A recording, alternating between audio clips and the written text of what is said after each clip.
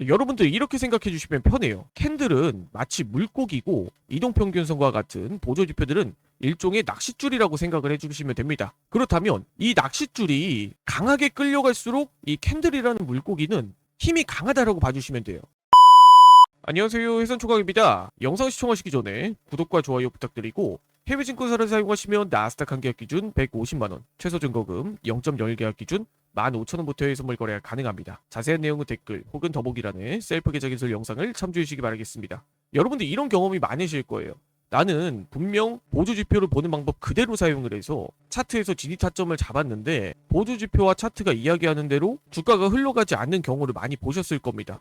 예를 들어 이동평균선이 이렇게 쭉 흘러가다가 골든크로스가 나왔다. 그래서 이런 자리에서 매수 포지션을 진입을 했는데 다시 한번 이렇게 데드크로스가 발생을 하면서 쭉 하락하는 이런 경험들을 다들 해보셨을 거라고 봅니다. 나는 분명 차트를 공부한 대로 사용을 했고 보조지표의 사용법대로 사용을 했는데 왜 이런 노이즈 신호가 발생을 할까? 그리고 이 캔들이 이 매수세가 과연 의미 있는 매수세인가 아닌가 이런 여부들을 어떻게 판단할 수 있는가? 이 부분들에 대해서 오늘 디테일하게 한번 이야기 드려보려고 합니다. 정말 이 개념만 알면 여러분들이 놓치고 있었던 마지막 퍼즐을 맞출 수 있을 거라고 저는 생각을 해요. 오늘은 구체적으로 차트를 볼 때 진입 타점을 잡는 방법에 대해서 한번 이야기 드려보도록 할 테니까 영상 꼭 끝까지 시청해 주시기 바라겠습니다. 여러분들 이렇게 생각해 주시면 편해요. 캔들은 마치 물고기고 보조지표, 이동평균선과 같은 보조지표들은 일종의 낚싯줄이라고 생각을 해주시면 됩니다. 그렇다면 이 낚싯줄이 강하게 끌려갈수록 이 캔들이라는 물고기는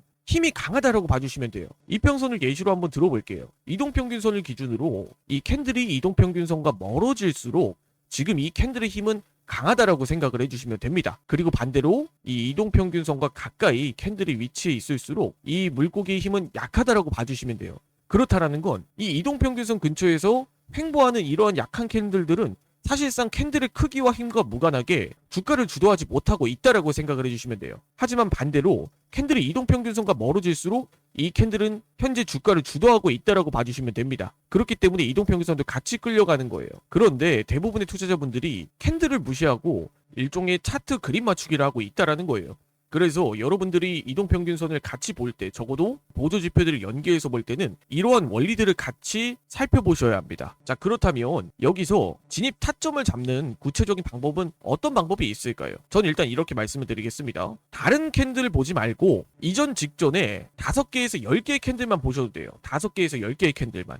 그 캔들을 다 잡아먹는 캔들이 나타났다라고 하면 그건 주가의 흐름을 반전시킬 수 있는 의미 있는 기준봉이 나타났다라고 해석을 한 방법이에요. 대표적으로 차트에서 이런 자리를 예시로 들어볼 수가 있겠죠. 기존에 캔들이 이동평균선 근처에서 이렇게 조용하게 흘러가다가 직전에 5개에서 10개 캔들이 이렇게 우하향을 만들어냈어요. 그렇다면 이런 자리에서는 이 발생한 음봉이 한마디로 매도 포지션을 주도한 캔들이라고 해석을 해볼 수가 있겠죠. 왜?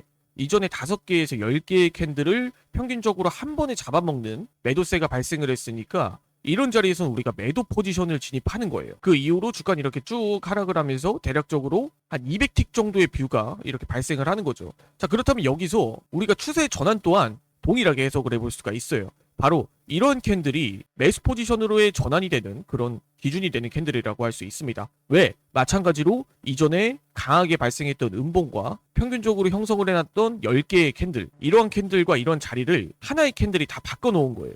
그렇다면 우리가 어떤 자리에서 매수 포지션을 진입을 하고 어떤 자리에서 매도 포지션을 진입을 해야 되는지 단순하게 이평선, 보조지표와 무관하게 캔들만 보고도 우리가 진입을 할 수가 있는 거예요. 자, 그럼 다른 자리도 한번 살펴볼게요. 이렇게 차트를 주도하는 이런 캔들 하나를 우리가 찾는 게 제일 중요합니다. 그런 자리가 단타 매매에서 이동평균선이나 보조지표들과 무관하게 진입 타점이 되는 거예요. 자, 이런 자리도 예시로 살펴보면 기존에 10개 정도의 캔들이 형성이 나왔던 주가를 단 하나의 캔들이 다 잡아먹는 그런 양상이 나타났어요. 자, 그렇다라는 건 이런 자리에서는 향후에 매수세가 더 돌아나갈 수 있다. 이렇게 판단을 해보고 매수 포지션의 근거가 될 수 있는 자리죠. 그렇게 됐을 때 주가는 이렇게 쭉 상승하는 패턴을 볼 수가 있고 이건 이전의 캔들에서도 마찬가지입니다. 평균적으로 5개에서 10개 혹은 20개의 캔들이 이렇게 형성되었던 주가를 단 하나의 음봉이 매도세로 잡아먹으면서 깨고 내려갔어요. 그럼 이런 자리는 매도 포지션의 근거가 될 수 있는 자리죠. 그렇기 때문에 여러분들이 매매할 때 진입 타점을 잡을 때는 단순히 이런 자리가 60일선을 이탈한 자리처럼 보일 수 있지만 사실상 이 캔들이 바꿔놓은 매도 포지션의 근거가 될 수 있는 그런 진입 타점이라고 생각을 해주시면 됩니다. 어때요 여러분들? 감이 좀 오셨나요? 제가 이야기 드리고 싶은 건 매매할 때 진입 타점을 우리가 단순히 보조지표들만 보고 그림 맞추기를 하지 말자라는 거예요. 구체적인 진입 타점과 근거는 뭐 이동평균선의 이탈 혹은 캔들의 돌파가 구체적으로 이러한 캔들과 맞아 떨어지는가, 이런 부분들도 여러분들이 디테일하게 살펴봐 주신다라고 하시면 단타 매매에서 승률이 굉장히 올라가실 거라고 생각을 합니다.